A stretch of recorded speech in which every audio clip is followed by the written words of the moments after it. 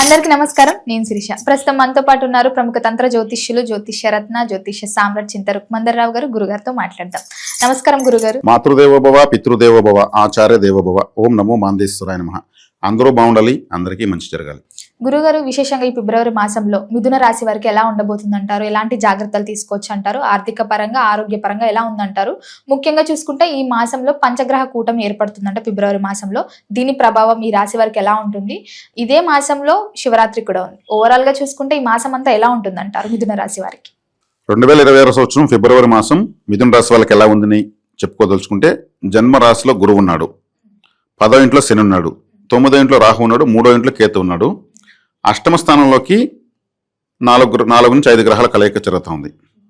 అంటే అష్టమ స్థానం అంటే ఆకస్మిక స్థానం అని అర్థము. అంటే ఆకస్మికము అంటేనే ఒక విధంగా భయం వేస్తుంది, నష్టము కష్టము అనే విధంగా భయం వేస్తుంది. అష్టమ స్థానం దుస్థానం, అక్కడ 4 గ్రహాలు కలుస్తున్నాయి. అంటే కొంచెం వాహనంలో వెళ్ళేటప్పుడు స్లోగా వెళ్ళాలి.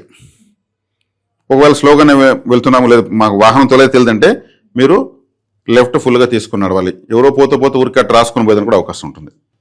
మన జాగ్రత్తలో మనం ఉండాలి. ఎందుకంటే అష్టమ స్థానం కాబట్టి. లేదు ఏ బస్సు కిందనో ఏ బైక్నో చిన్న రాయిబడి అది స్లిప్ అయ్యి ఆ రాయి కూడా ఎగురొచ్చి మనం తగలచ్చు. ఎటు తిరిగి వాహనం ద్వారా ఏదో ఒక ప్రమాదం అయితే ఉంది, చిన్నదో పెద్దదో ఉంది. కాబట్టి ఇది వాహనం విషయంలో జాగ్రత్త తీసుకోవాలి. ఆ అష్టమ స్థానం అంటే హాస్పిటల్, ఏదో ఒకటి మనము వైద్య సేవకు వెళ్ళాలని అర్థం.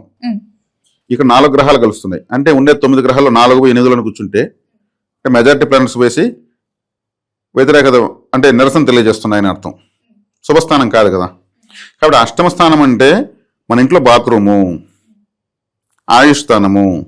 కాబట్టి ఇక్కడ ఏం చేయాలంటే మృత్యుంజయ మంత్రం ఎక్కువ చెప్పుకోవడం మంచిది. అదేవిధంగా తమిళనాడులో ఒక టెంపుల్ ఉంది, తిరుక్కడయ్యూర్ అని ఒక ఊరు ఉంది, తిరుక్కడయ్యూర్.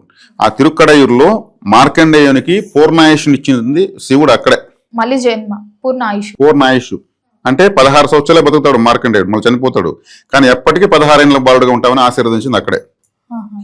మగవాళ్ళకైతే తిరుక్కడయ్యూర్లో అమృత కడేశ్వర ఆలయం అంటారు దాన్ని, అమృత కడేశ్వరుడు. అదే ఆడవాళ్ళకు ఇప్పుడు మిథున రాశిలో ఉంటారు కదా, వాళ్ళకు పరిహారం కావాలి కదా. 8వ స్థానం అంటే మంగళసూత్రము, భర్త యొక్క ఆయుష్ కూడా వస్తుంది. మంగళసూత్రము, పసుపు కుంకుమలు. కాబట్టి అదే తిరుక్కడయ్యూరులో అభిరామి అనే ఒక అమ్మవారు ఉంది. ఆమె మంగళసూత్రానికి అదే దేవత. అభిరామి అమ్మవారి దగ్గరికి వెళ్ళి పసుపు కుంకుమ బొందారం తెచ్చుకోవడం, దర్శనం చేసుకోవడం, అమ్మవారు చూసుకుని కుంకుమ మొహన్ పెట్టుకోవడం మంచిది. అంటే ఆ వైబ్రేషన్స్ మొత్తం 8లో తగులుతున్నాయి. అంటే భర్తకారకుడైనటువంటి అంగారకుడు కూడా 8లోకి వస్తున్నాడు, ఉచ్చస్థితి పొందుతున్నాడు. ఈ రాశికి మంచివాడు కాదు ఎవరు, అంగారకుడు. 6వ ఇంటివాడు 8లోకి వెళ్తున్నాడు. కానీ శుక్రుడు బుధుడు కూడా అక్కడే కలుస్తున్నారు, రాశాధిపతి పంచమాధిపతి. ఇవి తాకడలు ఉంటాయి కానీ ఎటువంటి భయపడాల్సిన అవసరం ఏం లేదు. బుధ శుక్రులు కూడా అక్కడే ఉన్నారు.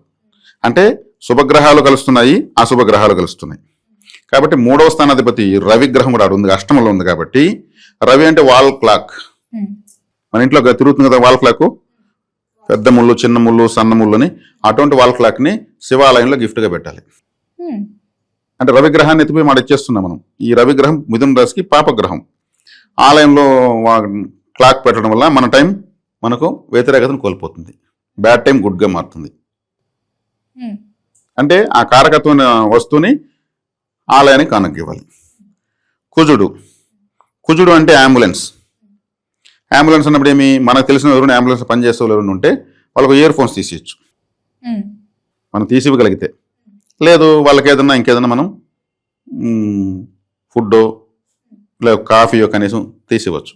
అంటే అంబులెన్స్ అంటే కుజుడు కాబట్టి, అష్టమ స్థానంలో ఉన్నాడు కాబట్టి, అష్టమ స్థానం అంటే ఆయుష్ స్థానం కాబట్టి, ఆకస్మిక స్థానం కాబట్టి అంబులెన్స్ ఆకస్మికంగా వస్తూ ఉంటుంది. ప్రమాదం ఉన్న వాళ్ళకి ఎక్కించుకుని శబ్దం చేస్తూ వెళ్తుంది. అంటే అక్కడికి మళ్ళీ అదే కుజుడు వస్తున్నాడు. అదే చేయడం, ఇటువంటివి చేయడం మంచిది.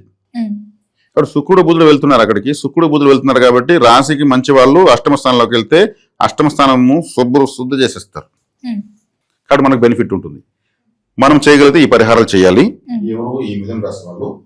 కాబట్టి ఇక్కడ 9వ స్థానంలో రాహు ఉన్నాడు. 9లో రాహు ఈ రాశికి మంచిదే. తండ్రికి మాత్రం, తండ్రి లేని వాళ్ళకి మంచిది, తండ్రి ఉన్న వాళ్ళకి తండ్రికి కొంచెం అరిష్టం. ఎందుకంటే తండ్రికి అనారోగ్యం చేయడము, తండ్రి చేసే వ్యాపారాలు నష్టాలు రావడం, తండ్రి ఎవరి చేతుల్లో ఏమారిపోవడం జరుగుతూ ఉంటుంది. ఇదంతా కొడుకు ప్రభావం తండ్రికి పడుతుంది. అంటే ఒకరి ప్రభావం ఇంట్లో ఇంకొకరి పైన ఎలా పడతా ఉందో ఈ గ్రహాలు కూడా కలిసాయి అనుకోండి, ఒక గ్రహం యొక్క ప్రభావం ఇంకో గ్రహం పైన అలా దగ్గరకు వస్తున్నాయి కదా. సౌర కుటుంబము, సౌర కుటుంబం అంటే ఇంట్లోనే ప్రతి ఇంట్లో నవగ్రహాలు ఉంటాయి. తండ్రి అంటే రవి, తల్లి అంటే చంద్రుడు, సోదరులు అంటే కుజుడు, సోదరీలు అంటే సిస్టర్స్ అంటే బుధుడు, ముసలి వాళ్ళు శనేశ్వరుడు, శుక్రుడు అంటే భార్య, బుధుడు అంటే చదువుకునే పిల్లలు, గురువు అంటే డబ్బులు ఇనపెట్టి, కేతు అంటే పూజ గది, రాహు అంటే ఇంట్లో వచ్చేటువంటి స్పర్ధలు, నువ్వెంత నేనెంత, నాది నీది, ఇది గొడవలు, ఇది ఇట్లా నవగ్రహాలు ప్రతి ఇంట్లో ఉంటాయి. కాబట్టి 6 మంది ఉంటే 6 రాసుల్లో ఉంటారు. ఇప్పుడు చూస్తున్నటువంటి ఈ గోచారాలు కావచ్చు, ఇంకోటి కావచ్చు, ఒకరి ప్రభావాలు ఒకరిపైన పడతాం. అమ్మాయికి పెళ్లి కాగానే వెళ్ళగానే వీళ్ళ కొంచెం కలిసి వస్తుంది. అంటే ఆ అమ్మాయి అత్తగారికి అదృష్టంలో పుట్టుంటుంది, అమ్మగారికి దురదృష్టంలో పుట్టుంటుంది. పెళ్లి అయ్యే వరకు వీళ్ళకి కష్టం ఉంటుంది. పెళ్లి అయినాక వాళ్ళ ఇంటికి పోయి ఆ అమ్మాయి మా ఇల్లు బాగుంది అంటారు, ఆ అమ్మాయి పైన మా ఇల్లు కూడా బాగుంది అంటారు వీళ్ళు. ఇట్లా గ్రహాలు కలుస్తూ విడిపోతూ ఎట్లా ఉంటాయో ఆకాశంలో, ఇంట్లో కూడా అంతే. కాబట్టి ఇప్పుడు తండ్రికి ఇబ్బంది. కాబట్టి మిథున రాశి వాళ్ళకు తిరుక్కడేరు వీళ్ళు రావడము, ఇక్కడ 8వ స్థానం అంటే బాత్రూంలో వీళ్ళు కొబ్బరికాయ కొట్టి పెట్టడము, ఎప్పుడు వారానికి ఒకసారో నెలకు ఒకసారి కొట్టి పెట్టడము చాలా మంచిది నిద్రపోయేటప్పుడు. ఇది ఈ పరిహారాలు తంత్ర పరిహారాలు అంటారు.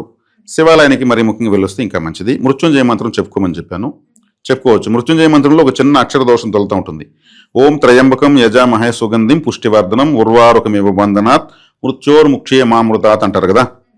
దీంట్లో మామృతాత్ అనకూడదు, మా అమృతాత్ అనాలి. మామృతాత్ అని మమ్మల్ని చంపుకోబో అని అర్థం.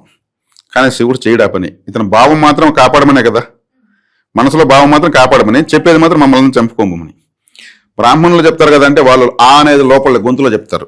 మా అమృతాత్ అంటారు, ఆ వినిపించదు, వాళ్ళు ట్రైనింగ్ అంటారు. మామృతాత్ మామృతాన్ని మమ్మల్ని చంపుకోబో స్వామి అని అర్థము. ఇది చాలా మంది తెలియదు. మా అమృతాత్ అనడం, మమ్మల్ని అమృతాత్ అంటే బతికిచ్చు, అమృతం అంటే బతికిచ్చు అని అర్థము. ఇది కొంచెం అక్షరదోషం. ఇది తెలుసుకున్నాగా మా అమృతాత్ అని చెప్పాలి స్వామివారికి. 108 సార్లు చెప్పుకుంటే ప్రతిరోజు. ఈ మృత్యుంజయం అంటే ప్రాణమే కాదు, మన యొక్క కష్టాల్లో ఉన్నటువంటి మృత్యు సమానమైన కష్టాలు కూడా అమృతత్వంగా మారడం, మా జీవితం అంతా అమృతమయంగా మారిపోవడము, అమృత కలసంలాగా మార్చేయమని. దాని మించిన మంత్రం లేదు, చక్కగా చెప్పుకోవచ్చు. ఇంకా దశమంలో శని ఉన్నాడు, అష్టమాధిపతి దశమంలో ఉన్నాడు. కష్టంతో కూడుకున్నటువంటి వర్క్ చేసే వర్క్లో ఓవర్లోడ్ వర్కింగ్ లోడ్ పెరిగిపోతుంది. శని ఎక్కడుంటే అక్కడ ఎఫర్ట్. 10వ ఇంట్లో ఉన్నాడు కాబట్టి వర్క్ టైం టు టైం చేయలేకపోవడము. ఇప్పుడు ఒక ఫెస్టివల్ వస్తుంది, ఖాళీగా టైలర్ కూడా బిజీ అయిపోతాడు, బట్టలు వెనక్కిచ్చి పంపిస్తాడు, మాకు టైం లేదంటూ ఉంటాడు. అతను ఖాళీగా ఉన్నప్పుడు రావు, ఫెస్టివల్ టైంలో ఫుల్గా వచ్చి వెనక్కి పంపించే పరిస్థితి ఉంటుంది. అట్లా శనేశ్వరుడు వర్క్ లోడ్ పెంచేస్తాడు. అది మంచిదే కదా, వర్క్ లోడ్ పెంచితే డబ్బు కూడా వస్తుంది కదా. గురుగారు, మొత్తం మీద ఫిబ్రవరి మాసంలో మిథున రాశి వారికి ఎలా ఉండబోతుంది, ఎలాంటి జాగ్రత్తలు తీసుకోవాలో తెలియజేసినందుకు ధన్యవాదాలు.